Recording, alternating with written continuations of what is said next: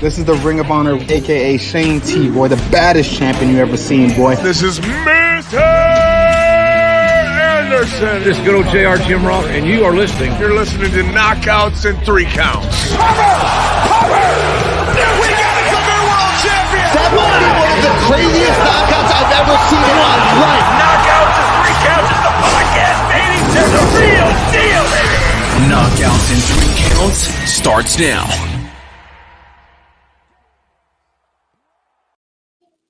Woo! What up, no? It's a Thursday. We got fights to talk about. We got wrestling to talk about.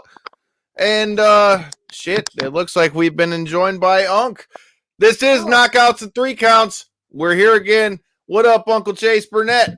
What is up? Knockouts and 3 Counts. I'm so excited today. I'm very excited to see you guys. You sounded a lot younger there real quick. Yeah. Yeah, it's a condition. It's not funny, okay? So let's not joke about it, okay? Hey, it's okay. See, I have health issues, and I've learned that the best way of getting over said issues is I've had to learn to be able to make fun of myself. So, see, maybe I'm going to help you break ground in the wrestling business. See if you make fun of yourself. Maybe, it might help you out. Maybe it might not. I don't know. But go ahead and throw your social medias out and let them know where they can find you, all that good stuff. Find me on Facebook. I'm so good on Facebook for some reason. I think it's because I do an old guy gimmick that I'm most over on Facebook. I don't know what that is, but find me at Chase Burnett on Facebook. Find me on Twitter, Bald and Bougie 248. Search Uncle Chase Burnett. I'm there. I'm the best Uncle Chase Burnett, so you'll be able to find me quickly. All right. We already got somebody in the comments. Donald Holland, what up, Uncle Chase Burnett? We appreciate you, kind sir. Yes, sir. Shout out to Donald. He's a really great fan. He's out in Waterford, and I hate every other human from Waterford except that man and his family, and that's it. So shout out to him and shout out to my boy. I got more shout outs. I got a lot of fans. Shout out to the homie, Hardcore Free, Hardcam Frio. Shout out to him. Hell yeah. Definitely shout out to him. I love seeing what that kid is doing, man. He's out here doing the damn thing. If you haven't done so, subscribe to his channel, Hardcam Frio, bringing you all the best action from the Michigan independent scene. Well, speaking of the Michigan independent scene, it's been a little minute since we've had you on the show. What the fuck has Uncle Chase been up to? Uncle Chase is more of a one and done kind of guy, it seems. Everybody's booking me once, and then, they'll hit me up later when I get some clout. And the only people really bringing me in multiple times, I've been working for Mr. Chainsaw Pro Wrestling out in Kalkaska. And that is a beautiful city. It is worth the drive for sure from downriver to come see these shows. They're amazing. Have you ever seen their stuff? I have. I watched a little bit of it on IWTV. I haven't gotten to be at one of their events yet, but I have seen Mr. Chainsaw Pro Wrestling. If I'm not mistaken, isn't one Tommy Vendetta their champion right now? He is the champion right now, yes. But, let me get like 1.5 wins, and I'm going to get there for sure. 1.5 wins. So how does one equate a half win? Does that count when there's like a double count out or something? Is that how you get a half win? Yep. Yes, sir. See, you know a lot about wrestling. It's the double count out, then a coin flip. I mean, all right. I didn't know about the coin flip. Now, is Das Boot involved in the coin flip? No, not this time. So you can't be giving away all the industry secrets, bro. See, that's one of the great parts of doing all this shit. So you get to find out all the real behind the scenes. See, most of you people think that the behind the scenes stuff is who's going where, like maybe one Malachi Black, which we'll get to that in a little bit. But before we do that, make sure you hit that motherfucking subscribe button in the bottom right-hand corner. And if you guys are checking this out in post on the podcast, as I tell you every week, if you leave a 5-star review, I will show it on the show, shout you out on the show. Hell, whatever it is. Hell, maybe I'll bring you on the show. Make sure you leave them 5-star ratings and comments and likes and shares and all that good shit. That's all right. All I had to do to get on the show was just rate you 5 stars. I mean, it makes us feel good. Kind of easy on the just giving away invites for 5 stars because you don't want to see what type of guest might come pop. Fuck that. We want as many 5 stars as we get, and then I'll pick the best submission. Ah, damn it. We want as many 5-star reviews and comments and all that shit. We need them all. We need all of them. But like I said, man, Mr. Chainsaw Pro Wrestling, they've been, I've been watching a lot of their stuff. I know I've seen, like I mentioned, I know you just did your thing with Mr. Chainsaw. I know other past guests of the show, Logan's done his deal with Mr. Chainsaw. Yeah. I mean, a lot of our past guests have been killing it at Mr. Chainsaw. What is it that you like about Mr. Chainsaw most, man? I mean, it does seem to be making quite a name for itself here in Michigan. I think it has something to do with just the no frills bullshit from the promoter. He's very easy to work with, gives you what you want, and he always has stuff in the back for the boys, making sure they're comfortable. He has rules in the back to you know what you need to do and what you don't need to do. The fans themselves seem so much more passionate because not good wrestling don't come around that often around up there, so this is special to that part of Michigan, to be honest. And it feels special when you go up there. That's what I like to hear, man. I mean, I hope that we're going to start seeing some more spotlight for the Michigan indie scene. Well, talking about the indie scene, man, another place you've been doing your thing at is Flophouse as fuck. All right, yes. We're going to be since we're talking about Flophouse. Make sure you check us out next Thursday as Justin Pilgrim will be making his debut on Knockouts and 3 Counts before his last match against a guy named the Carver. Oh shit! Have you ever seen the Carver? I have seen the Carver. Corey, this guy's like some shit out of Texas Chainsaw Massacre. It's scary. Do go on. It's pretty fucking scary. But I mean, with a guy with a name like Justin Pilgrim, I think he might do all right with it. So, like I said, make sure you check us out next Thursday for Mr. Justin Pilgrim. And since we're going to be talking about fights, like I said, we're talking about wrestling right now, but I brought Uncle Chase on because I want to know what Uncle Chase thinks about UFC 264. But since we're talking about UFC 264, make sure you also are checking us out this Tuesday as I'll be bringing on Ryan McKinnell from Busted Open and MMA Today with Misha Tate from SiriusXM to help us recap the whole damn thing this Tuesday. So, yeah, you need to make sure you hit that subscribe button so you don't miss any of it. Fancy Kyle over here. You guys are getting the big names.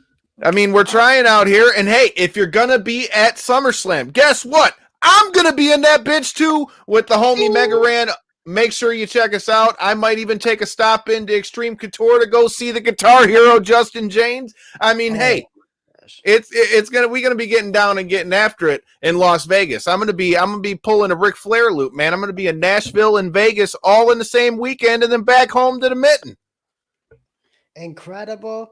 We already know Classy Kyle over here getting it done. I don't got it cleaned up too much, but you watch, man. I'm gonna pull out some shit for the Death Star when we go to Vegas. Well, I love it. I'm always impressed lately. You've been getting some awesome names, especially for the MMA stuff. It's been really good lately. I very much so appreciate that, sir, because we're trying to keep the good names coming. And since you bring up MMA names, I brought up somebody who's from wrestling and MMA end, but for our Michigan fans, you may know who this guy is. So those of you who have been paying attention for any little bit of time know that we've been doing our thing with XFC. Well, another Michigan legend is going to be making his return at XFC. We're going to be bringing one Mr. Darren Cruikshank to the show the same week that we bring your main event of XFC 45, Mr. Bobby Nash. And I'm going to be getting real crispy in this bitch because your boys are going to be up in the press conference that's going to be live on their YouTube. So make sure you stay tuned. So, like I said, now that I've got done plugging everything, let's talk about some of the other things that are going on in the pro wrestling world. Can we? Another thing that's going on this weekend that I, for one, am very much so looking forward to. Maybe we're going a little out of order in the days kind of thing, but it's my show. I can do that shit. So, Ring of Honor, Best in the World, is going down this Sunday. And, for any of you guys that are Ring of Honor fans, I mean, just throwing it out there. I mean, hey, there's interviews with Shane Taylor. Hey, there's one that we just did with Mike Bennett that we've had people from fucking England hitting us up about. I mean, and Lord knows we go way back with everybody's favorite monster.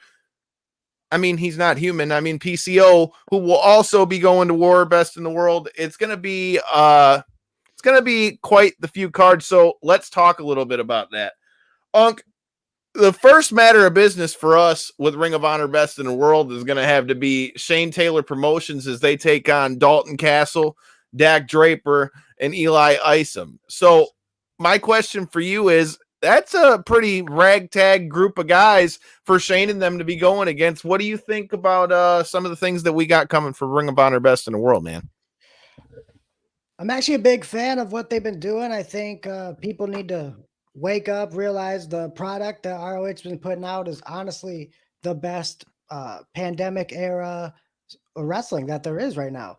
And I really love what they're doing. I love the stuff with, I'm going to talk about it broadly.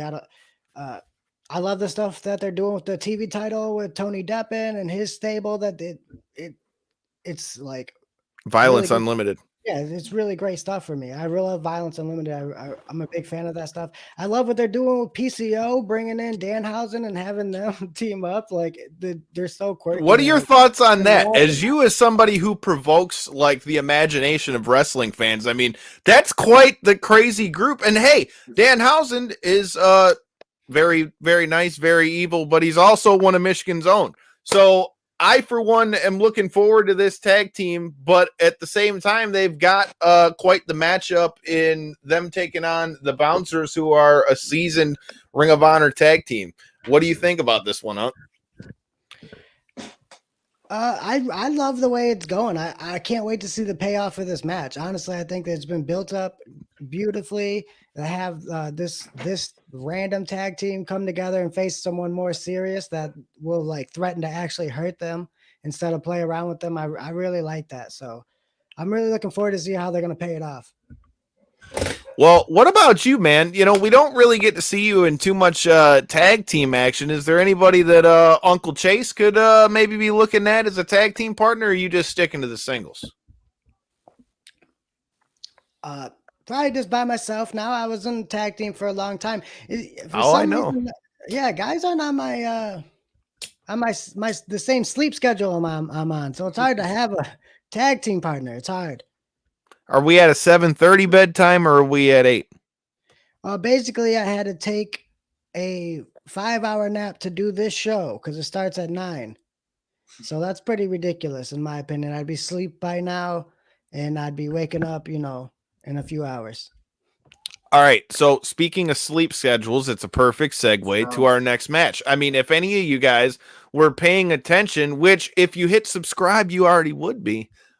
Mike Bennett talked to us about sleep schedules with being having 2 kids now, and even the great internet in the state of Illinois having to be fixed by one Maria Kanellis during that interview, which you can check out as well. But hey, he said in his chat with us that he was looking forward to going after that Pure Championship against Jonathan Gresham.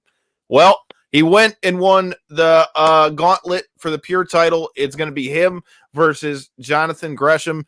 Quite the clash in styles in this one, because I mean, Mike Bennett's not traditionally who you look at as necessarily the most technical wrestler or grappling centric guy, but I don't know, man, something about this match, I really feel like it could steal the show.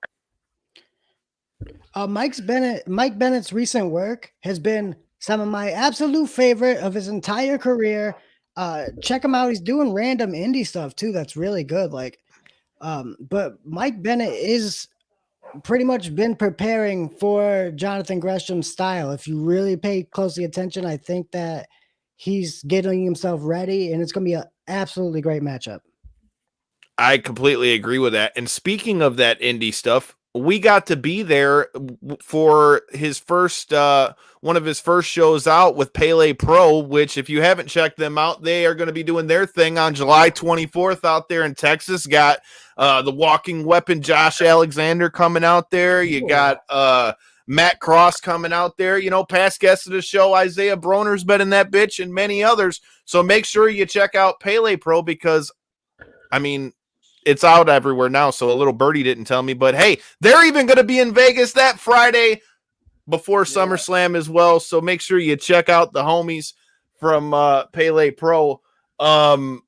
Like I said, man, Mike Bennett did his thing out there. He was part of this documentary out there. It was really cool to watch back because getting to chat with them, you could really see just the joy that he had to be back out on the road, man. Like just to be able to wrestle and it be just about wrestling, not any politics of, do you want me to do this? And that guy wants me to do that. And she wants me to do that. It just, you could see he was genuinely enjoying it and having some fun. So to get to see that and then to get to chat with him was really cool. And now to see that come to fruition now, we talked about that with him along with his match with Chandler Hopkins that took place on on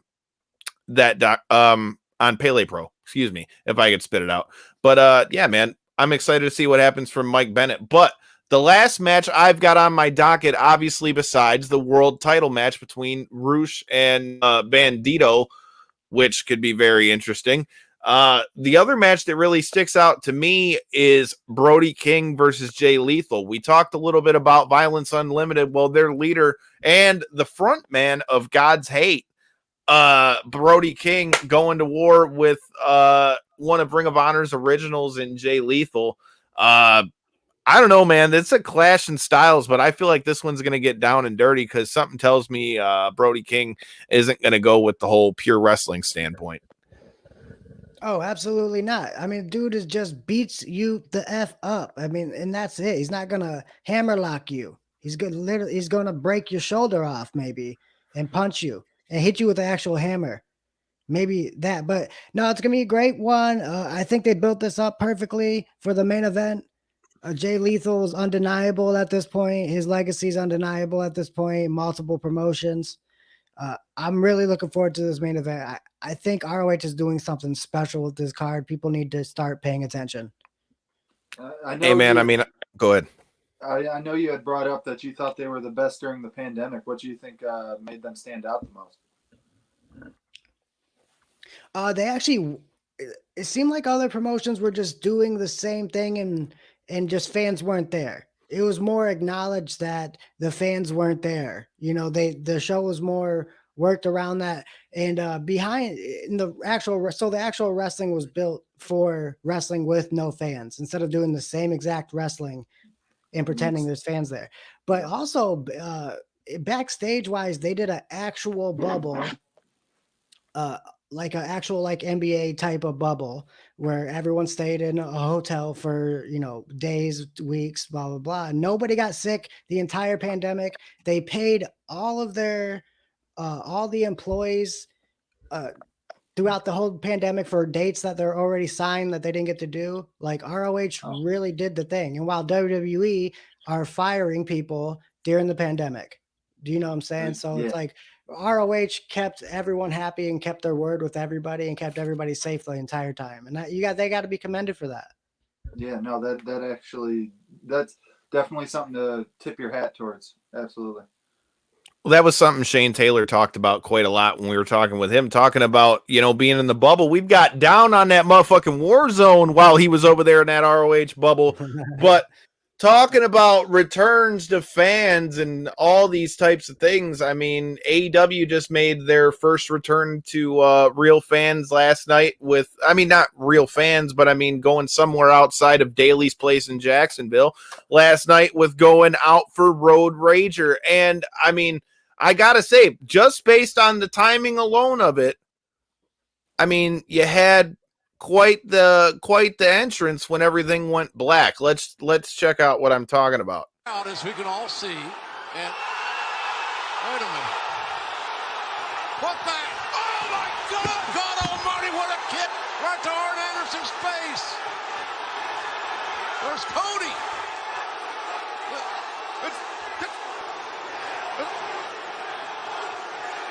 That is a man that I wrestled 15 years ago in Dusseldorf, Germany. That is Tommy End. But that man standing in the ring, that is not Tommy End.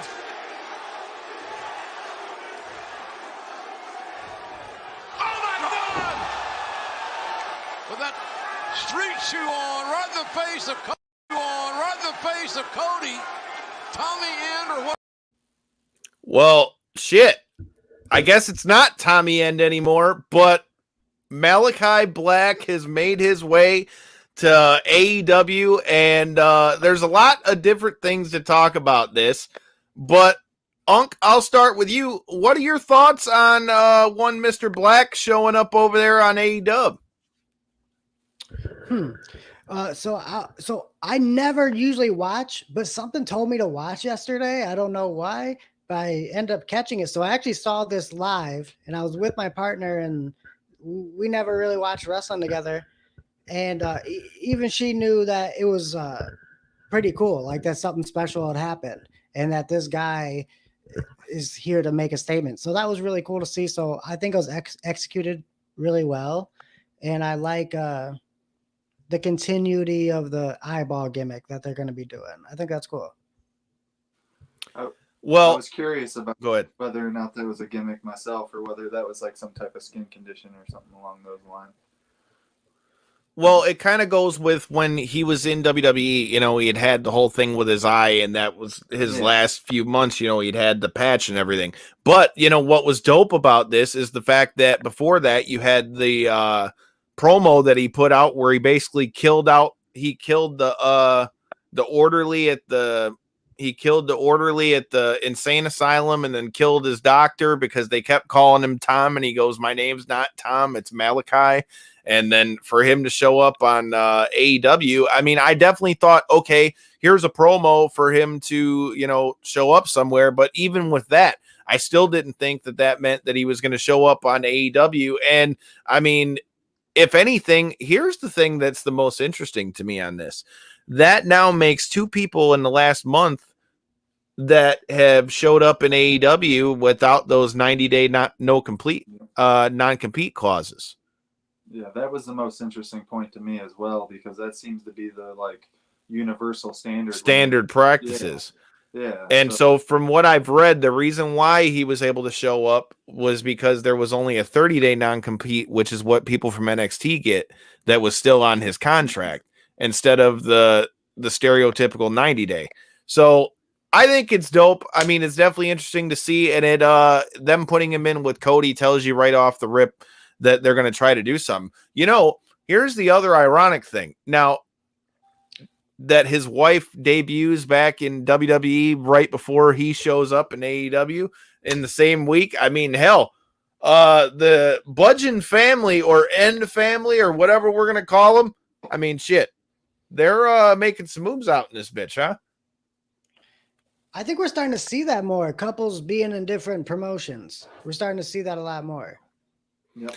I mean, I feel like we're in 2021, dude. If you're dating somebody in the wrestling business, I mean, let's grow up. I mean, that's why I'm glad that things were kind of handled the way they were with like the whole Adam Cole, Britt Baker thing that had happened before and stuff like that too. It's like, look, dude, you love who you love. You're with who you're with. If somebody works in a different company, that should have no bearing on, you know, what you're doing in the present company you're in. So we're going to have to see what happens with Mr. Black going forward. But Corey, I know you usually are, you know, kind of catching up with all the wrestling stuff, but wait a minute.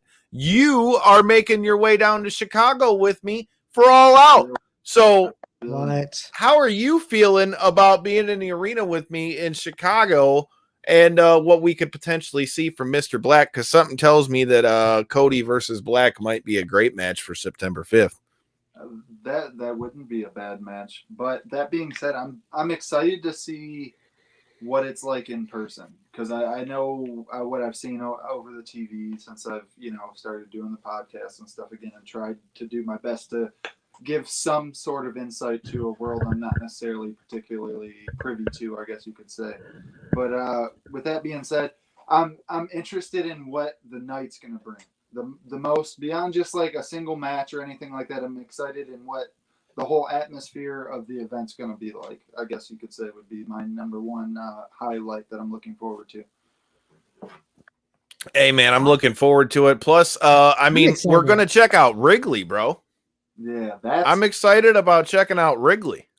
I've always wanted to go see the Ivy Wall, man, so I'm very excited for that. I'm excited to see you go to a show. Yeah. That's sweet. I mean, I appreciate the invite, but it's all good.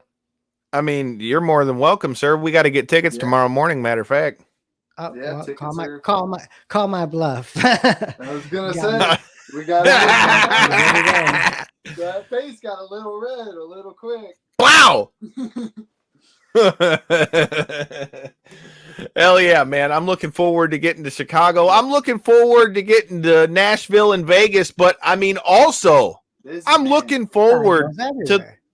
I mean, hey, you know, we're trying to get it out here, get it how you live, homeboy. We get it out here. But you know who else is trying to get it? It's crunch time for our man James Crunchtime Wilkins going to war this Friday on the undercard of the Barrios fight going down. Man, we got to interview this dude a little while back. He's rocking under the Golden Boy stable.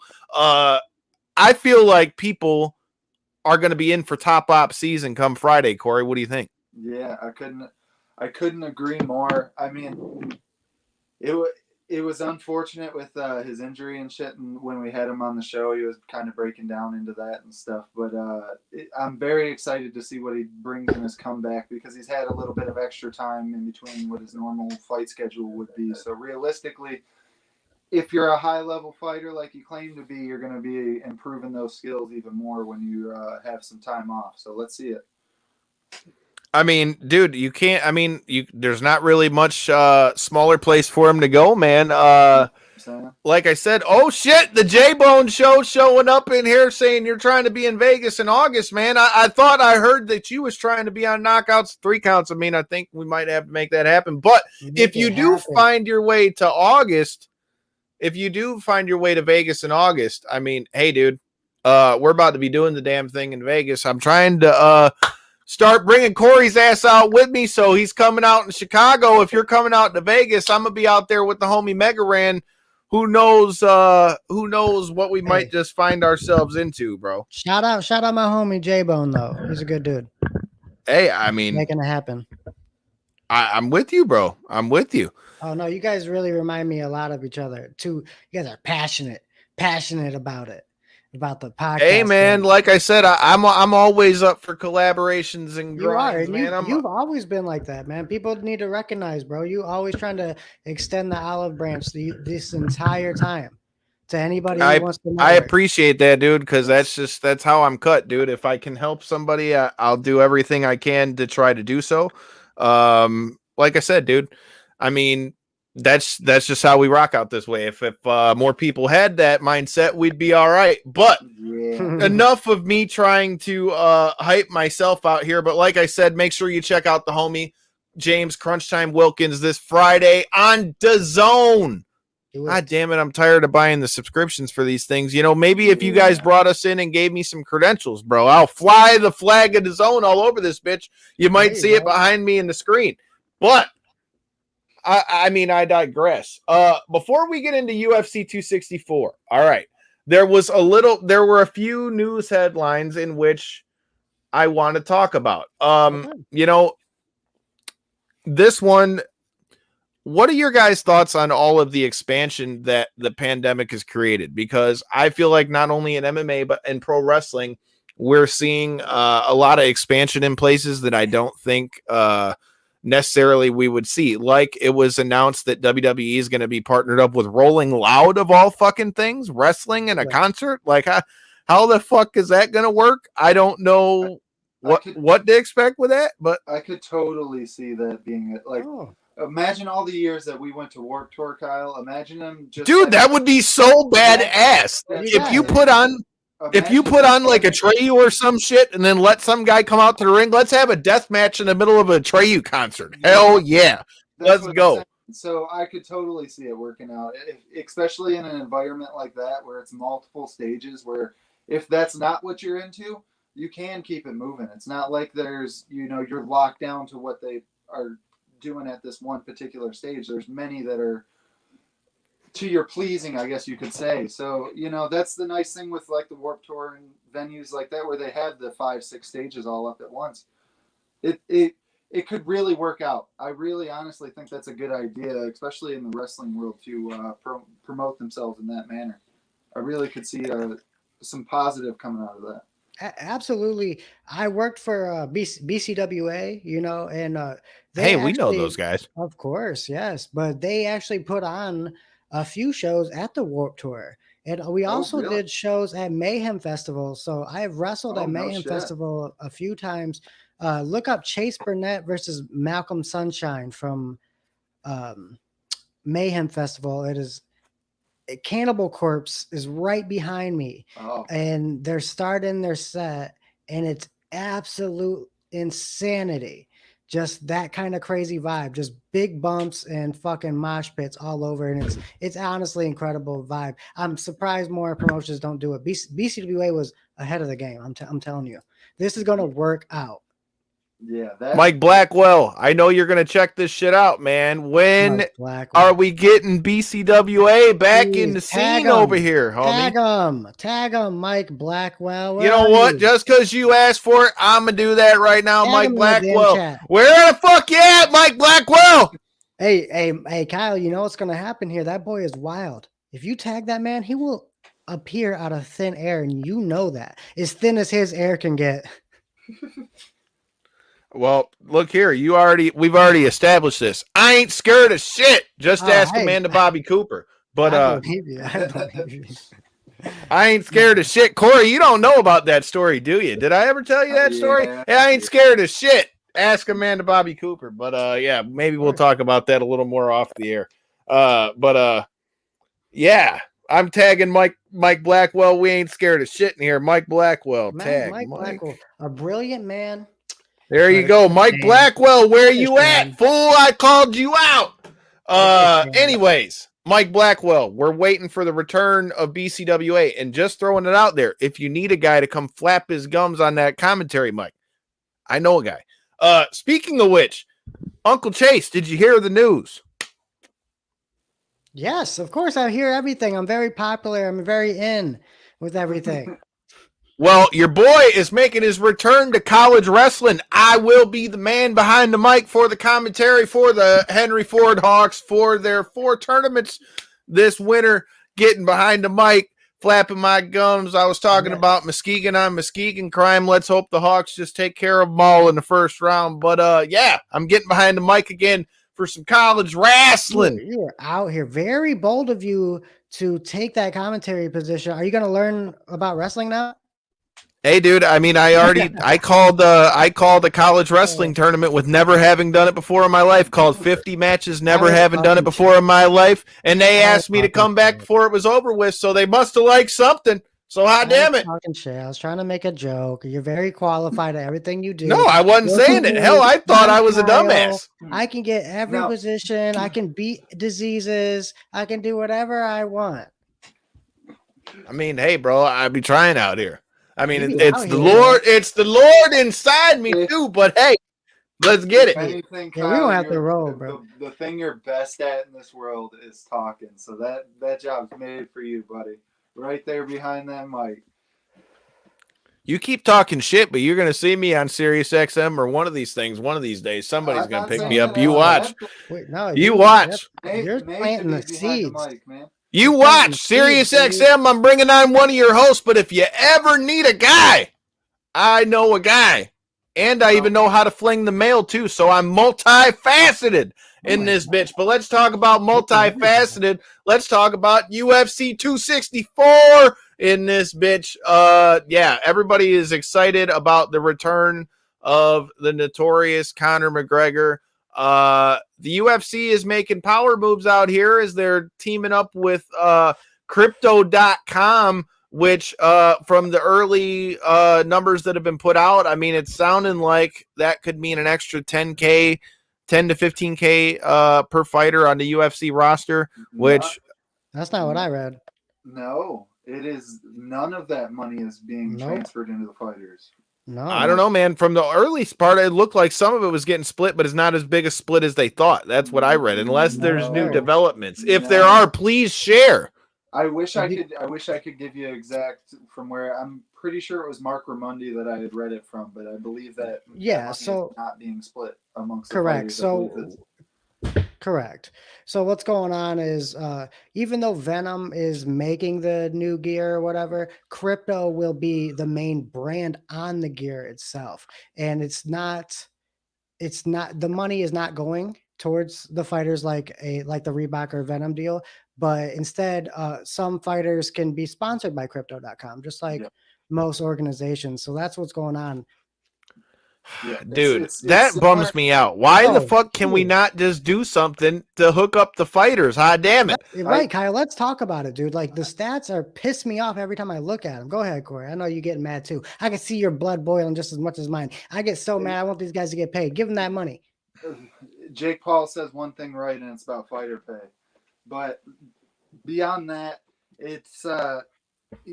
really honestly, it's similar, very similar to the Monster deal that they already had in place, where Monster's got a big deal going on with the UFC, but you can also be sponsored by Monster, so you can get paid for having that small patch on your fight kit. So it's going to be real similar to that. But with that being said, it's still bullshit, man. This market share that they give to these fighters is insane.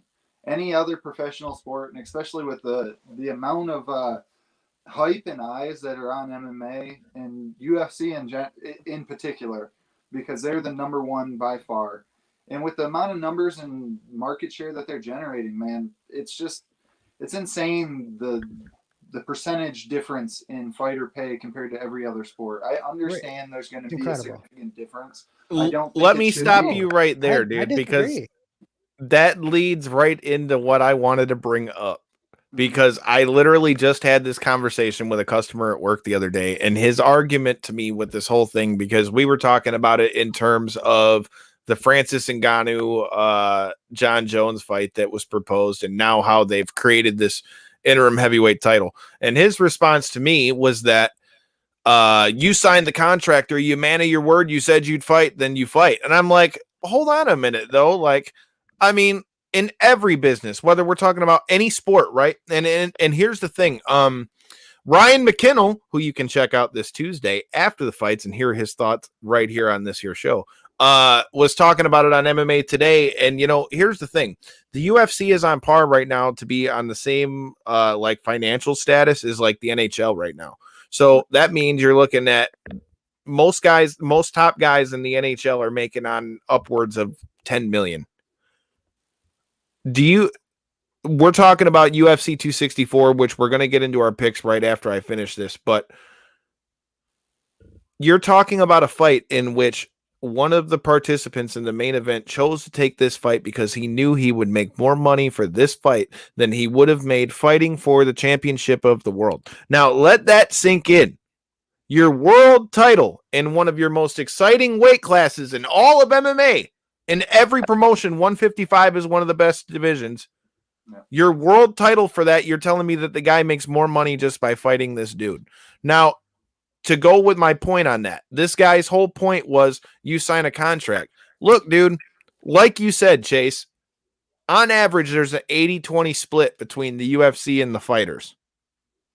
Even less so than that. But go on. Right. On average, it's 80-20 when you add up everything with pay-per-view buys and all that shit. It's crazy because when you look at boxing, Floyd Mayweather in that whole debacle that went down, he's getting like 90-10 splits. Well, it's a little different for Floyd, but yeah. I understand that, but that's the point I'm trying to make here, though. Promotion. Right, and that's what I'm saying. I understand that there's levels to it, and I'm not saying that all fighters should be on a Floyd Mayweather level, but even in the case of, let's talk about like John Jones or something, I mean, I think maybe he might have gotten a little happy with that number, but regardless of all the stuff the guy's pulled, if we're talking about merits of fights, I don't blame him in asking for more money in that fight to go with Francis Ngannou either, because I mean, they showed the payouts. John Jones has never really even gotten paid on the same level as Conor McGregor either. Nope. What's the stats, Corey? Most promotion, most organizations like giant sports organizations, they get those fighters or the athletes get between 50 to 55%, and then UFC fighters get like 18 or something like that. That's what the number that I widely see reported is 18. That's insane. So that 18 is actually really a lot less because Connor weighs that up over a lot. And Khabib actually made 2 million just for the purse last time or something like that. So it's like a couple people are making $1 million, but like that's it. Like a couple people, like 5 people. Everyone else is making a lot less. It's incredible to watch. It really is. And to Kyle's point, what he was bringing up with the fighter pay and stuff, I almost wonder, is it like, of course, I feel like their top stars and top athletes and stuff should be getting paid, but I feel like to really, if we wanted to even those numbers to where they should be, you should see like the lower level rookie UFC guys be making significantly more than they are. It should be like a $100,000 minimum contract type deal if we wanted to see those numbers where they would get even remotely close to any other professional organization. Dude, give me shit. If 50 was the lowest point, that would be huge. What's the lowest point right now? 12? 10-10, 8-8.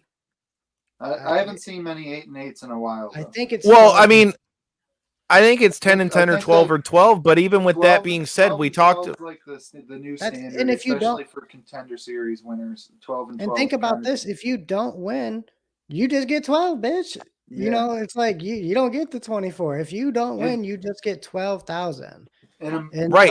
And think about this too. That's the crazier part about that is like we're talking about the Paul brothers. It just came out that you're better with this girl's name. You already know what I'm going to say, Corey. But there was a lower level UFC fighter that was coming up where Jake Paul. Sarah Alpar. There you go, Sarah Alpar. She was having a hard time paying for her camp and all that. Jake Paul just donated $5,000 to help pay for her camp. How are you fighting in the biggest organization in the world and they don't have enough money to even pay for their fucking camp? Dude, it's embarrassing. If I'm Dana White, I would be embarrassed. Dude, that's trash. That's trash. And it's unfortunate too, because a lot of these guys, they work so hard to get to that position where they get to the point where they can even get in a media room to ask any type of question like that. But if you were to bring up something like that there you go. You're like a firecracker. You lit your fuse and now you're gone, because that's all that's about to turn out to be, is a flash in the pan. Because it's unfortunate, but it's kind of like a don't see, don't tell type thing. Like a hush society. Everybody knows what the hell's going on. All the MMA media, everybody who's big fans, ESPN themselves, I'm sure, hear all this rumblings, and they continue to do everything they can to promote the next pay-per-view. You know, like they know what they got themselves into, and if anything, they're probably happier about the spread the way it is. Well, I mean, ESPN's getting theirs, so they're just plugging the next card to get somebody to buy the pay-per-view. Because I mean, let's face it, there's a lot of people. Dana White said at the press conference that just went down tonight that they've had more pre-buys for this pay-per-view than they've had for any other pay-per-view. So I mean, that tells you right there in and of itself what's going on. Well, enough flapping the fucking gums. Let's talk about UFC 264. Let's talk about some fucking scraps that are going on this weekend. I mean, we did already talk about a scrap, but I mean, Crunchtime is going to put that man to sleep on Friday. But hey, we got a lot more to talk about with UFC 264. Hey, Gino, if you're watching, you said you want my picks. Here they are, motherfucker. Tune in. Let's see. Let's start from the bottom. We'll make our way up. Says full card. The first fight that we've got on this card, according to let me what pull am I looking up so I can help you with pronunciations. I don't have the card pulled up, but there's that women's fight's the only one I don't. Oh, I don't know.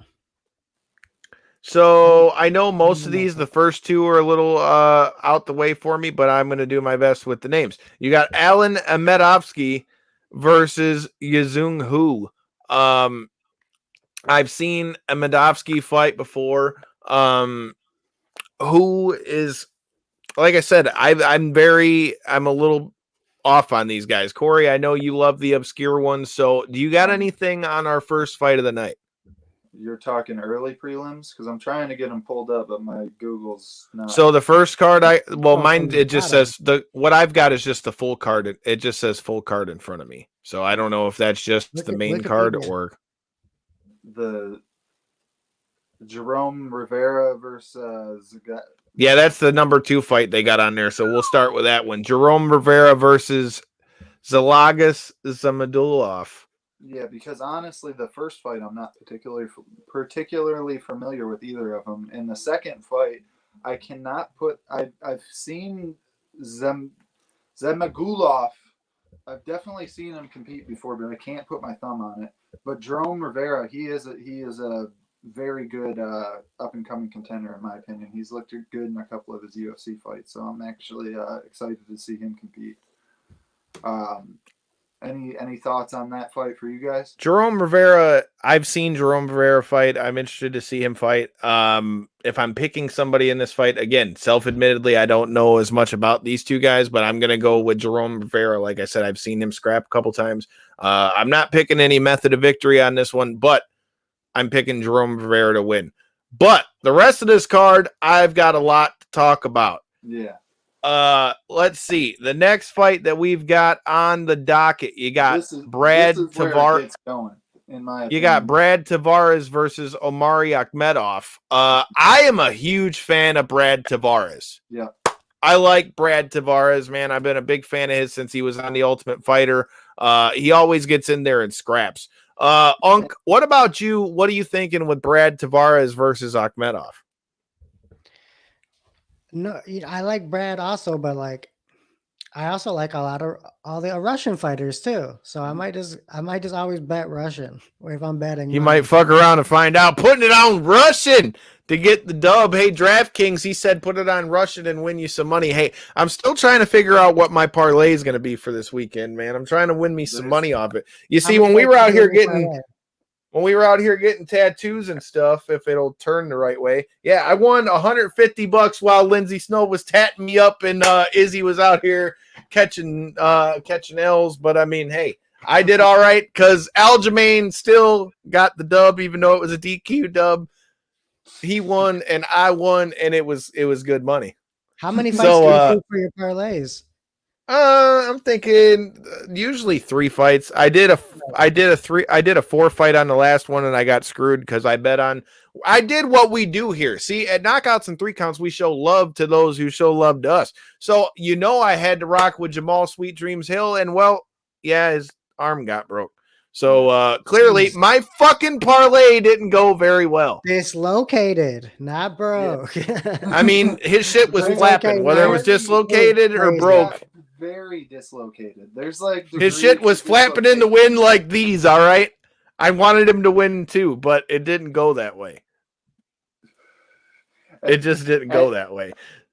As for this fight, though, Brad Tavares, first off, Omari Akhmedov has been on a real rise, I guess you could say, since his Chris Weidman fight. He's looked a lot better since then. He kind of had a slumper in that fight, but other than that, he's looked really good in the UFC.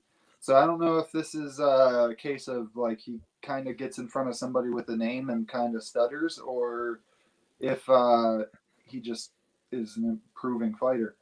But Brad Tavares always comes out and bangs. And one note that I feel like definitely needs to be mentioned whenever you bring up his name, he has been handed the who's who of the division the whole fucking time. I mean, Rob Whittaker, Edmund Shabazian, Israel Adesanya. He's just been literally getting ate up by some of the top contenders in the division on their rise to that placement. So Brad Tavares always goes in there and bangs. I always hope the best for him. He's coming off a good, solid win, so I roll with him in this one, but we'll see. Yeah, I think we're all on the same page. I think Brad Tavares is the way we're going in this one. The next fight on the docket, Trevin Giles versus Dricus Duplessis.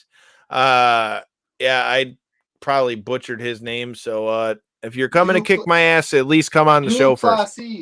He is South African, so it's like a slightly French pronunciation. All right. Well, who are you picking on, motherfucker? Honestly, that should be a really fun fight. Yet again, Trevin Giles, even though I feel like he robbed my boy James Krause, that was a complete bullshit decision win. But nonetheless, he is on a pretty good win streak. He's looked really good.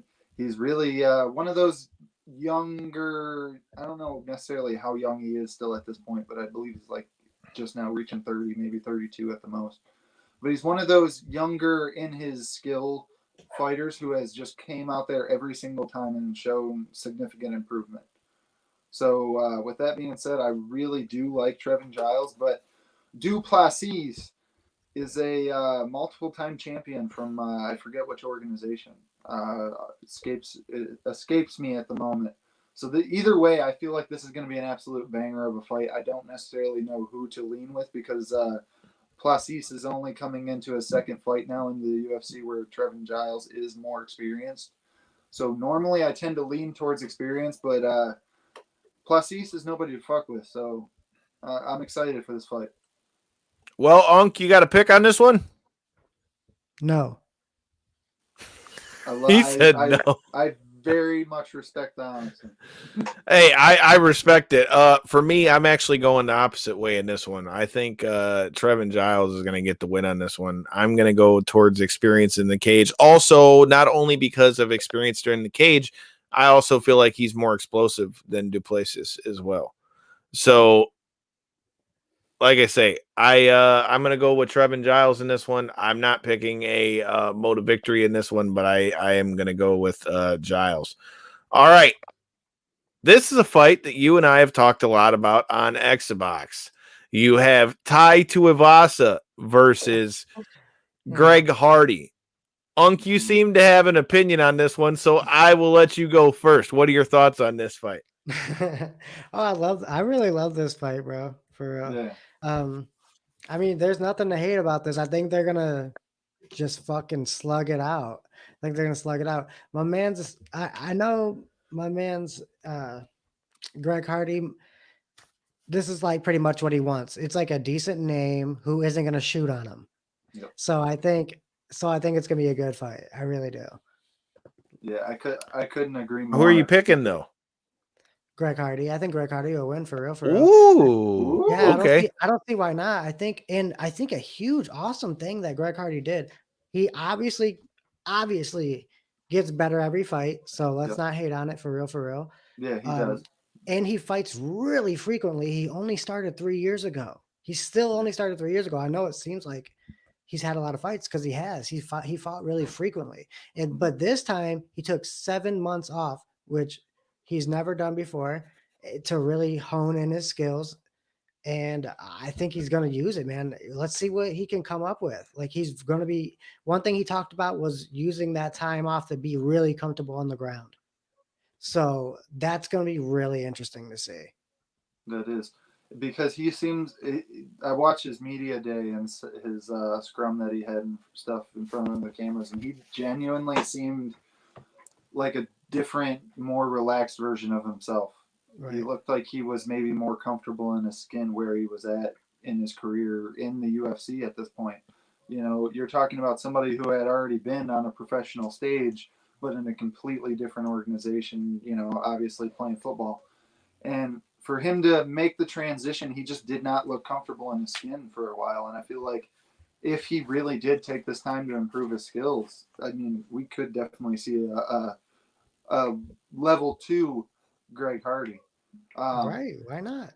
And not only that, like you had pointed out with the matchup, Tai Tuivasa is not known at all for his ground out performances on anybody. I can't even think of a time that he's even tried to shoot on anybody. Neither. So it's going to be a hell of a banger. That's the best way to describe it. I feel like Tai Tuivasa should be more skilled. Should.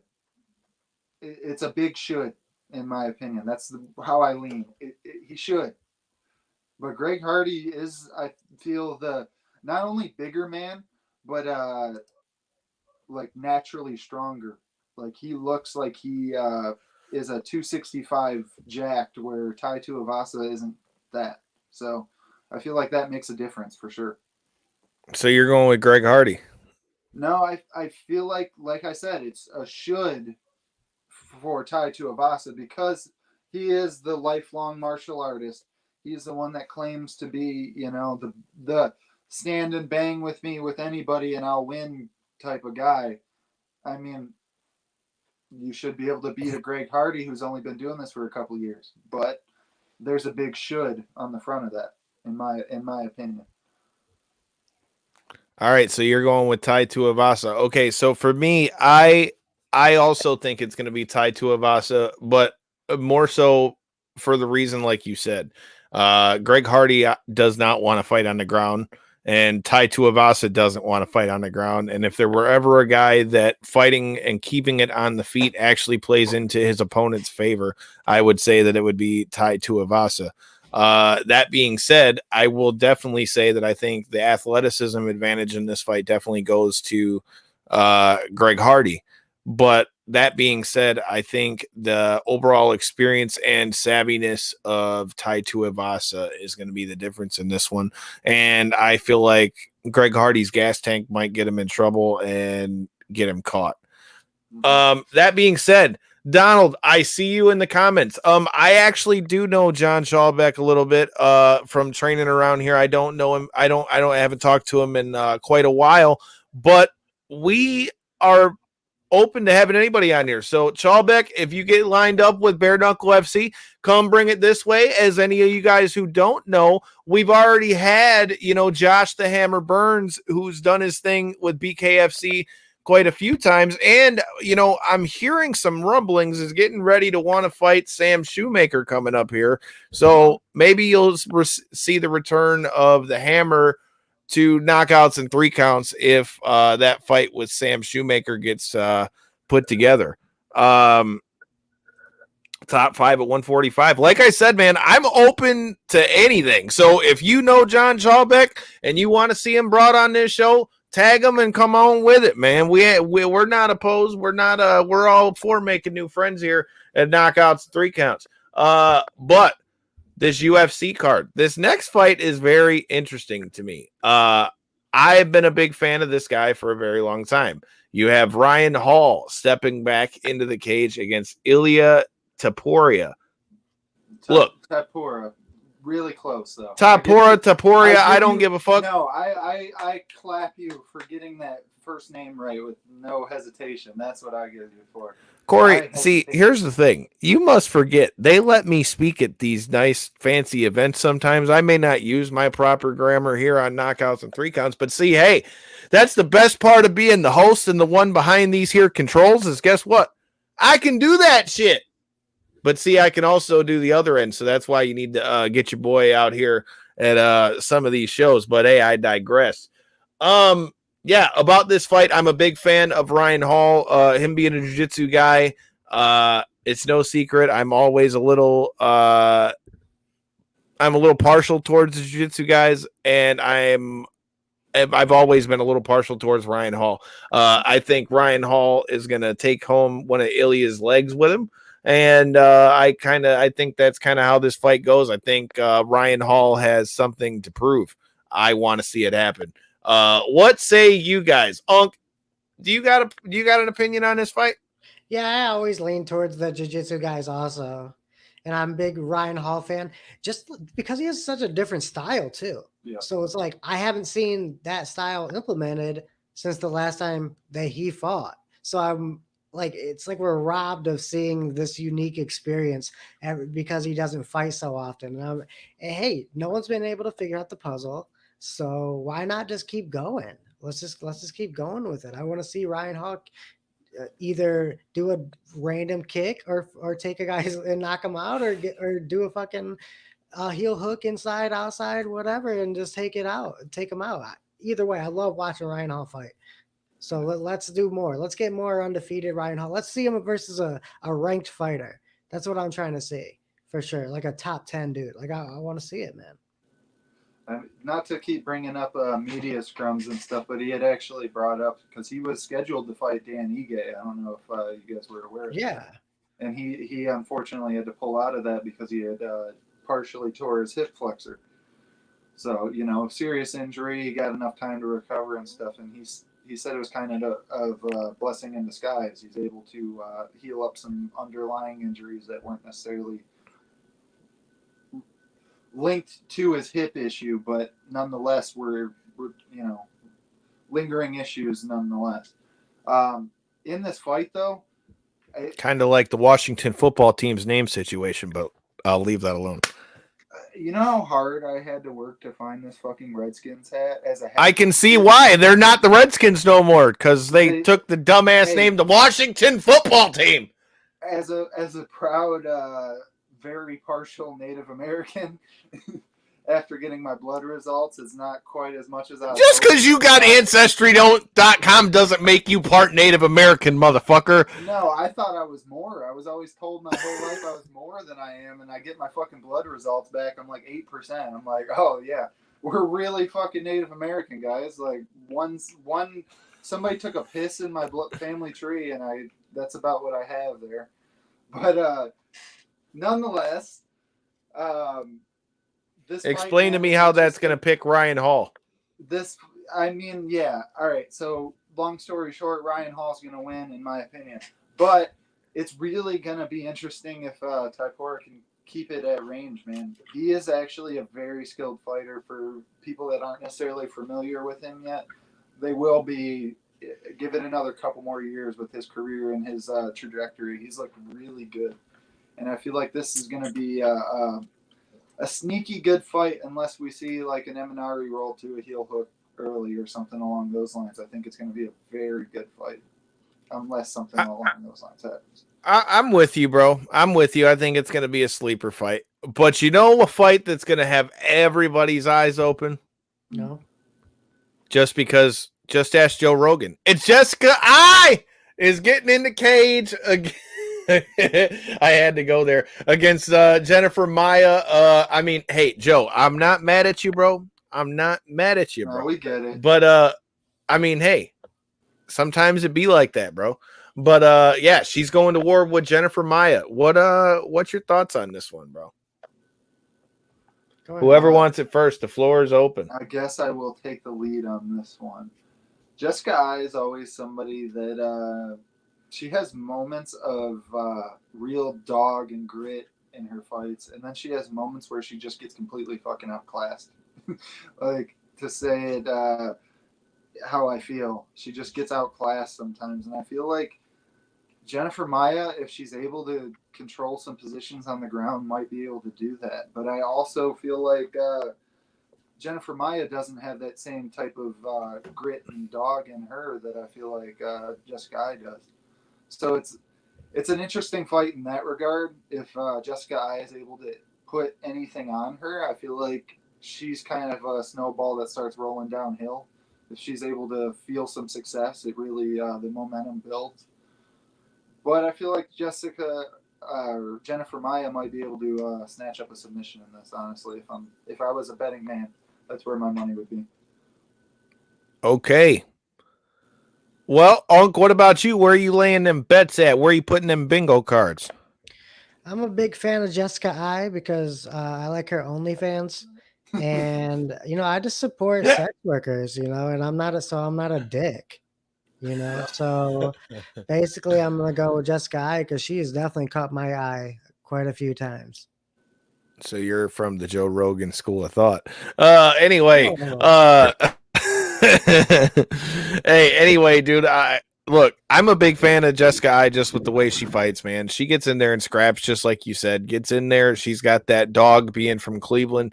I think Jennifer Maya is the more technically sound of the two of them, but something in me says that the move in training camps and move from Cleveland and the reinvigoration for Jessica I might be the difference. Like I said, I'm always a big fan of the way she fights, and hey man, let's see if she can get it done. I'm gonna go with Jessica I on this one.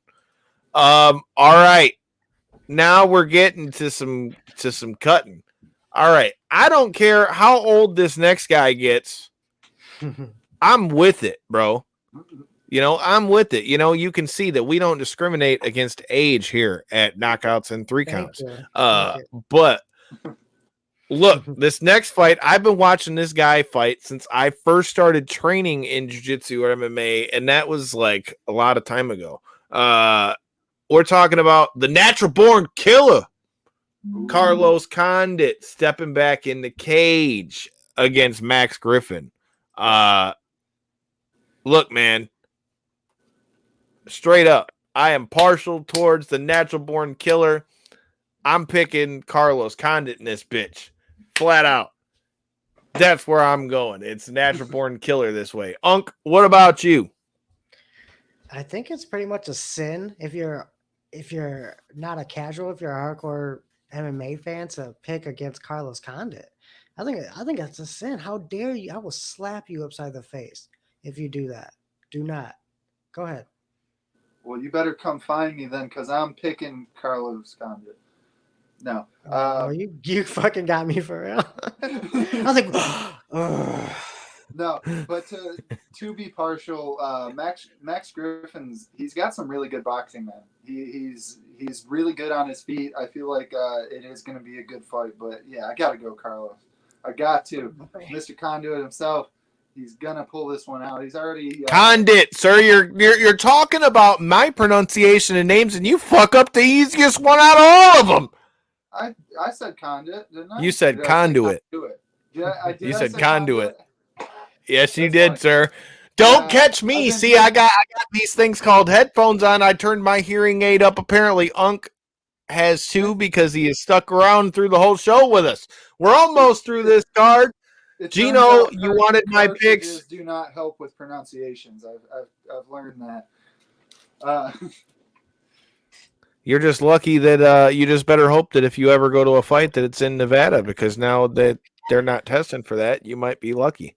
But speaking of a guy who might be tested for those kind of things, I mean, Sean O'Malley, we'll talk about that in a minute. But before we get there, you got Nico Price versus Michel Pierre. Michel Pajeda. Pajeda. Yeah, there you go. I got it. I can get the weird ones. I can't get fucking Carlos Condit. All right, I do too. This fight is interesting because Nico Price is a fucking dog, dude. It's insane matchup. This is the most slept on matchup. This is going to no doubt have some ridiculous highlight that will go viral on Facebook the next day that your casual friend will ask you about. I'm dead ass serious. These two are so unorthodox. I love Pajeda. One of my absolute favorites. Is a treat to watch them fight. This is a hell of a card. On so many levels. I mean, I'm with you, bro. I mean, a lot of people were talking about the lack of star power on it. I mean, who are you rolling with, Unc? Damn, this is a hard one, but I'm going to go Pajeda. Okay. All right, Pajeda. All right, Corey, where are you going? To lead with it, Nico Price is where I'm going, because I'm a huge. That's kind of where I was thinking, man. I feel like the dog in Nico Price is about to make this fight dirty. So I feel like Michel Pajeda's spent his last couple training camps. I believe it was last two fights now that he's kind of not changed his style, but changed the pace at which he fights. He started to look like a different fighter slightly in there. And I feel like that's going to work against his favor in this fight, because when you're fighting Nico Price, I don't feel like you're going to get that option. You're not going to be able to pick the pace. You're not going to be able to set your own tone. That's one thing Nico Price does, is he brings the fight to people. And I feel like that's what we're going to be able to see, is Nico Price kind of pour it onto him, and maybe Michel Pajeda not be able to keep up, would be my thought. Good analysis. I could easily see that. That's honestly the same way I was going with this one. I feel like the key to victory for Nico Price in this one is just going to be he's going to have to make this fight dirty. He's going to have to be in his face at all times. He's got to not leave him enough room to be able to move around and get that weird style going or any of those kind of things. I feel like if Nico Price makes this dirty and gets up in his grill, I feel like he makes this fight a real problem for Michel Pajeda. I tend to lean towards the same way as Corey. I think Nico Price is going to get him a win in this one. But I think this is a fight that could very well go the distance too. Yeah. And just to all be right. said, I am a big fan of both guys, so I'm going to be watching this one heavy. I like both guys in that fight for sure. Facts. All right. Now we're getting to some of the fights that everybody's been talking about. We got 4 fights left on this card. You got Sean O'Malley versus his new opponent, which was supposed to be Louis Smolka originally. Corey, since you've had a lot to say about this one, I'll let you do the lead away with Sean O'Malley's new opponent and why you seem to be not very happy with the matchup. All right. So I had preferenced it when we had our conversation with the fact that I get it's short notice. I get everything that goes into that regards of it, but come on, man. This guy is a living, breathing hype train. He's got everything going in his direction. And you guys talk about like his whole thing is his next fight's going to be somebody big. And then that comes out to be, no offense, but Louis Smolka, fine fighter, but nothing necessarily that stands out in my opinion. He's just been kind of a UFC vet, another guy that they were hoping to hand to Sean O'Malley and get him a win. And this short notice matchup with a lot of people apparently being, offered to him and shit, or a lot of people at least calling for him on Twitter and calling for him on social medias and shit, for it to end up being a new guy to the UFC that's only on a 2-fight win streak, who I have seen perform, and he looked okay. I wasn't overly crazy impressed with him. It's Chris Matinho. Yeah, that's what I'm saying. I've seen him Chris perform, Matinho. It's just, I come on, man. You guys could have did better, way better, in my opinion, with the original matchup, let alone the fact that this is who you end up falling on for a late replacement. But elaborate on a little bit of what Corey's saying, I was listening to Sean on a podcast with the Schmo, and he was talking about how there were multiple names that were announced for this fight or proposed for this fight. I mean, even past guest of the show, Cody Stamen put his name in the ring for it, but they said he couldn't make 135. Honestly, in this case, I don't really give Sean O'Malley like too much slack for this. I mean, honestly, matchup is what matchup is. You take who they give you. I mean, that's that's the list of guys they gave in there. And I mean, here's the other thing that you got to take into effect when you're talking about a Sean O'Malley fight, right? So yes, in a way you can look at it in the same sense as a Conor McGregor, as he's a guy who talks a lot. So there's going to be a lot of hype around his fight. But on the flip side of that, there's also the flip to that, where because he talks a lot and isn't ranked, he is not ranked. Which is insane to me, but it's insane. But if you're talking about any of those big name guys, coming down to fight him or stepping up to fight him, it's a lot of risk for a guy who's not in the rankings. Yeah. That's a lot of risk against a guy who's not in the rankings, who, other than that loss to Cheeto Vera, I mean, really was steamrolling through people. So, I mean, that's something to take into effect. Obviously, in this fight, I'm picking Sean O'Malley. I think Sean O'Malley is going to have another highlight reel knockout, but who knows? Maybe I could be wrong and Chris Matinho comes out to, shock us. But, Unc, do you have a different opinion than us on this one? No. I like it's weird what you were speaking on earlier, Corey, because it's like Sean would easily take a top 10 fighter if they gave it to him. Yeah. He calls out that's top 10 fighters all the time. But it's also like, yeah, so what can he do? I mean, it is what it is. They want to give him Louis Smolka or whatever, like it is what it is. But you might as well at this point give him this guy. So I've looked into this guy. I guess he's like 2-2 in his last 4, and he's just like a scrapper. Hey man, if anything, if you're gonna pay Sean O'Malley, if you're gonna make sure he's on this pay-per-view, this Conor fight, they want him on the Conor pay-per-view. Hey, make sure line him up for a highlight. Fuck it, man. Get your money's worth out of the guy. Because honestly, I check out. I'm not like a huge fan of him, but I check out his podcast maybe like once a month or twice a month or so. Like he does reach algorithms, so use them for what he's there for.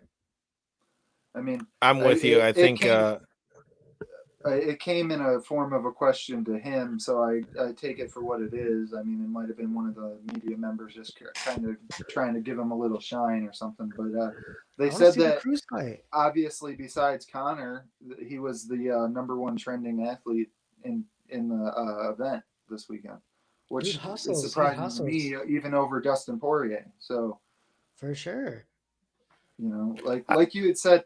I understand the point of like they want to get their return from their investment, but they're playing the Bellator MVP card at this point. In my opinion, it's almost at that stage of the game where we're talking 5-6 fights into the promotion, and he's still fighting people that he should be fighting better competition. In my opinion, that's not really fair because he lost. He got finished. He got finished against Cheeto.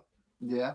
Yeah. So it's not like he has been, and it's his first fight back. I mean, it's not like or second fight. Excuse me. It's not like MVP really, because MVP really did fight Cans for so long, and he still is. He still is fighting cans, dude. MVP is like the king of tomato cans. Right. Well, he lost to the one good fighter, Douglas Lima. Yeah. Lima, yeah. But it feels like that's the route we're going. Where I feel like, especially to parlay to somebody we're going to be talking about in further later, to the Conor McGregor experience, I guess you could word it as. Sean O'Malley is somebody I feel like could have been on that trajectory. I mean, he did suffer that loss to Cheeto, and there is no taking that away. That is what it is. But you're telling me he still couldn't have fought? He fought Thomas Almeida, which is a good contender, but was on a real fight skid.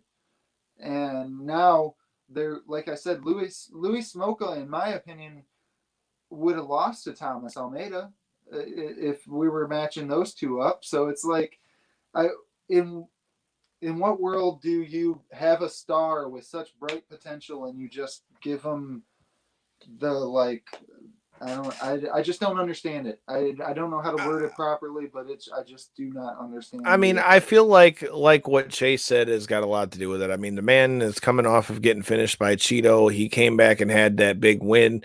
And if you, Mr. I Check My Medias, have been checking Sean O'Malley's medias, he's been talking about how if he wins this fight, he already has a call out all primed, ready, and primed, ready, and ready to go. And he said that it's a name that's going to raise some heads. So let's let this man come out here and take care of business, and we'll see what happens. For any of you guys that are tuning in, we're talking about Sean O'Malley. We're getting to your co-main event and your main event coming up here. What do you guys think is going to go down for UFC 264? Let's see here.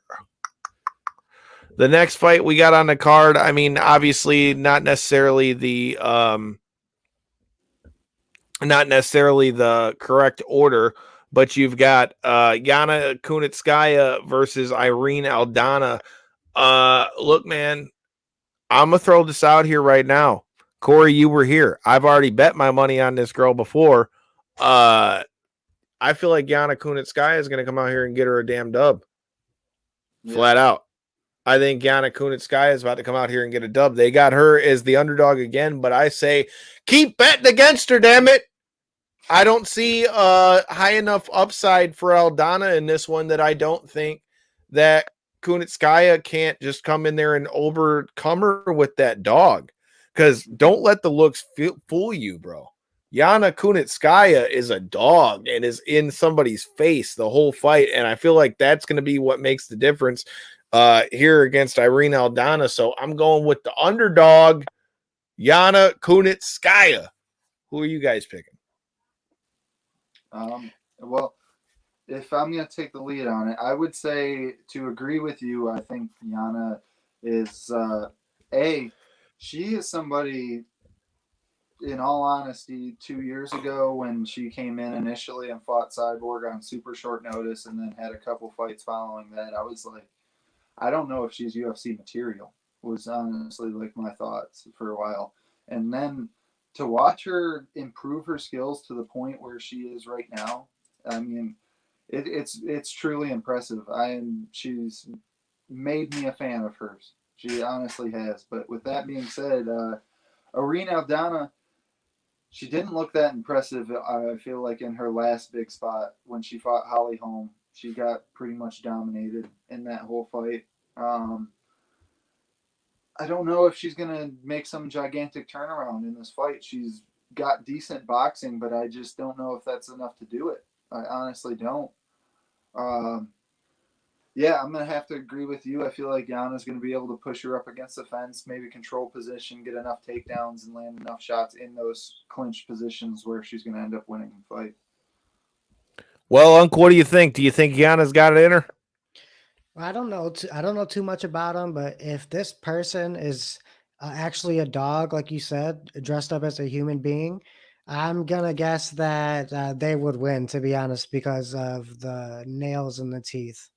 I don't know. Well, I'm pretty sure. I've had this thought a couple times. If a dog tried to fuck me up, one single dog, I think Yeah, you're a bad motherfucker. But would like 135-pound woman beat a 135-pound dog? No, that would be a unfavorable matchup. I would imagine. Right. well, I'm just going to throw this out here. I'm pretty sure out of all the people who could be disguised in a human suit and be a dog, I mean, Yana Kunitskaya, I mean, if that's a suit, they did a damn good job with that suit. I'm just going to throw that out there. I'm just going to throw it out there. I mean, I got a suit coming. I hope the suit that I'm about to be putting on here is about to have me styling and profiling like the nature boy when I got to watch my sister do her damn thing at the aisle. Yeah, we got to do that in Nashville and all that good shit. Maybe I'll have some Jack Daniels Tennessee whiskey when I go out there to Nashville before I hop on this plane to Viva Las Vegas. All right, we got the co-main event of the night. Hot damn it. Yeah, man, I'm trying to be out here trying to fulfill these hosting duties. That's why you guys need to hit that subscribe button, like button, comment button, share button. We need to let motherfuckers know that they're going to be entertained by knockouts and 3 counts. And what else I feel like we're going to be entertained by is your co-main event in Gilbert Burns versus Stephen Wonderboy Thompson. Yeah. This fight is very, very interesting. Chase, what about you? Where are you at on this fight? I'm super pumped about this. I'm going to be honest. I'm a huge Wonderboy fan. And but there's something about Burns' last couple of performances that got me so hyped. I'm like, he's so impressive. Like, I love his explosion, and he's obviously comfortable in every situation right now. And I'm actually really, really impressed with Gilbert. So I was watching him earlier today to do some research, and then something hit me, and it was just like, wait a second, like Wonderboy does his thing so damn well. I honestly don't. I gotta go with Wonderboy. I gotta be honest. I gotta go with Wonderboy. I don't see any reason not to go with him now. And I was thinking like, oh, Gilbert Burns is really good because I loved his last couple performances. But Wonderboy has seen it before. He's seen this shit before. He's seen what Gilbert Burns has before for the puzzle of Stephen Thompson. So let's see. I agree. The experience, to bubble it down to a couple words, the experience is going to be a big difference in my opinion, for sure. With the Wonder Boy is just he's awesome, man. He's such a fan favorite for not only his in the cage style, but his out the cage, nicest motherfucker belt. Like he's one of the best in the MMA sphere, that's for sure. But with that being said, so is Gilbert Burns, man. Anybody who's been following his career, and especially like you said, since he's been on the big rise as of late, he's becoming a fan favorite for sure. He's becoming that. If he would have been able to win that fight against Kamaru Usman, we'd be talking about a completely different Gilbert Burns in this scenario. But even with that being said, I feel like Gilbert Burns does pose some real problems for somebody like Wonderboy because he does carry power in his hands. He might be able to throw a couple big bombs, try to get him up against the fence, and then try to get the takedown and implement his jiu-jitsu from there. But who's ever done that?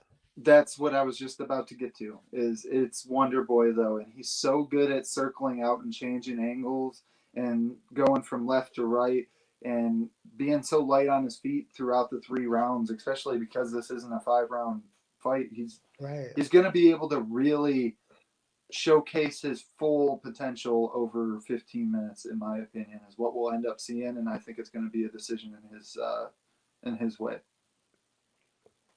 All right. Well, before I get to my pick, Donald Holland, man, we're making friends here, one person at a time. He's trying to bring John Schaubeck to the show. John Schaubeck is a guy I've gotten to see him fight in MMA, and now I've seen him do his thing with Bare Knuckle FC. You know, who knows? Maybe he'll make his way here to Knockouts and 3 Counts. Donald says he'd like to see him here on the show. Well, look here, we'll be your Huckleberry. Just shoot us a message. That being said, as far as this fight goes, man, I think Stephen Wonderboy Thompson's going to win this fight. But what makes this fight very interesting to me is I was very impressed by, up until he got caught, the striking of Burns in his fight against Usman. Because, you know, we're over here talking about this man as the jiu-jitsu guy, but correct me if I'm wrong, you know, to quote Nate Diaz, I mean, he was out on his feet. I mean, he had the champ on wobbly legs. So, I mean, while I say the man is a jiu-jitsu guy, I'm not necessarily saying that, you know, we can't see him throw his hands. Now, I feel like the thing for Wonder Boy in this fight is going to be that he's going to have to weather the early storm. I feel like Burns is really going to try to put it on him in the first couple rounds. And if he can get through maybe like the halfway point in round 2, I feel like Stephen Wonderboy Thompson kind of outpoints him. And I feel like will get his way to a decision victory on this one if I'm picking one. All right. We've done a lot of flapping our gums about fights on this one. Hell, now that I look at it, we went through the whole prelims even for you guys. So, Gino, you wanted to know who to pick on DraftKings. Just know that when you win all that money because you listened to who I told you to pick, I want my cut. But besides that, speaking of cuts and speaking of fights, we got a main event to talk about. Conor McGregor is making his way back to the cage to face Dustin Poirier again for the 3rd time. Now, I've heard a lot of people say in the lead up to this fight that Conor McGregor doesn't have that dog in him no more. Conor McGregor doesn't have the will to want to fight anymore. Now, in most circumstances, when somebody makes money, I would agree, especially quoting the great Marvin Hagler. It's hard to run the miles when you're making millions of dollars, but at the same time, Conor McGregor would never need to step in a cage again to make any money. And the fact that not only are you going to do that, you're going to step out and take the toughest fight that you can get. I mean, hey, you can say whatever you want, but the man's got a set on him. Now, if that's going to pay dividends for him or not, that remains to be seen. Because me personally, I said this on this show. I thought that the fight that he should have made, especially off of the hype of the Leon Edwards fight, would have been for him to go fight Nate again. I feel like that would have been a safer fight and a fight that he could win and put him right back in this spot anyway. But again, props to Conor McGregor because he showed, look, dude, I ain't scared. So here we are, Dustin Poirier versus Conor McGregor 3. I don't know, man. I think Dustin Poirier is he's too good in this one. I feel like he has made the adjustments as Unk is making adjustments with a white furry friend on the screen. I don't know if said furry friend is the new mascot. Hey, maybe it could be like Tanahashi's fucking cat that he had. I forgot the name is losing me here, but yeah, I think I'm so sorry I threw you off. Go ahead. You're all good. But yeah, dude, like I said, I think Conor is, I mean, even though I feel like Conor's going to be more focused for this fight, I feel like Dustin is all over the better fighter. But that being said, dude, if you watch the press conference, Conor really seemed to be kind of getting in Dustin's grill a little bit. So I'm gonna go with Dustin Poirier on this one, but I mean, it's definitely an interesting one. Unc, what say you? Every Conor fight's going to be interesting, so I understand what you're getting at. Because, yes, in my heart, do I think I know what's going to happen? Yes, but Conor will always make it interesting. I want to bring something up. The last time I was on here is when the second fight got announced, and I said, "Hey, Conor has gotten better, even though Dustin Poirier has gotten better. So why would the second fight be any different?" I am eating those words so much, and it's honestly, it's right in front of me. I don't know how I missed it. Dustin Poirier has been in these dog fights while Conor getting in these dog fights. Dustin Poirier has seen it all and just walked right through it. It's actually incredible. Only person to beat him since Michael Johnson's been Khabib, right? So it's like, dude, like think about that. How long ago that was. That is incredible. So now it's right in front of my face. Dustin Poirier is the better fighter all around. He's actually something special. When he's gone, we're gonna realize, damn, we could always rely on Poirier to put on a classic fight. And I'm so happy for him to get this third fight off of Conor. And yes, I do believe he will win. And yes, I'm betting, and I'm gonna make a lot of money off of it. All right. Well, you bring up another.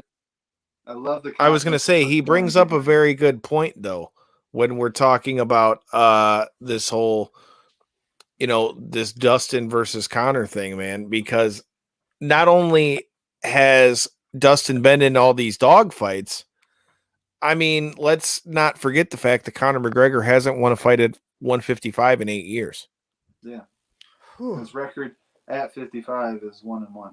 So take that also for what it is. Yeah. Well, go ahead and make your pick, Corey. So short and sweet, Dustin Poirier, hopefully. But yet again, like I had preferenced the first fight, because I honestly feel like you could take the exact segment that I put in not the first fight, obviously, but the second fight. You can take the segment that I had said about that, and it applies perfectly still to this one. You're going to see a more focused Conor McGregor, obviously. Like you had said, Dustin Poirier is been in much more of a game time scenario situation. Like, he is the gamer of gamers when it comes to fighters, man. The fact that the only person to beat him in the most competitive division was Khabib in the last 7-8 years is just insane. It really is, and he's been fighting the who's who the whole time. Right. But Conor has that legitimate shut him off power, and if he's able to hit Dustin with something, it still scares me. I mean, I'm a huge Dustin Poirier fan. One of the few fighters that I've contemplated buying a tire for, but charges too much for shipping. So I'm stingy on shipping. But hey man, that's got to pay my bills. So stop being a bitch. No, fuck paying fucking $15 for them to ship a goddamn T-shirt to my house when it's inside. Well, you got to ship it through the post office, and you'd be all right. But I mean, I digress. But with that being said, I hope Dustin Poirier is able to win this, because I feel like this will be even more of a stamp on his career. I feel like this is the type of thing that could really get the fans behind him, instead of him being the one where a lot of people love him, but he's fighting the A side in Conor. I feel like he could be somebody of a Conor status, other than the shit talk, obviously, but he's got to win this fight, man. This one still makes me nervous, just like the second fight did.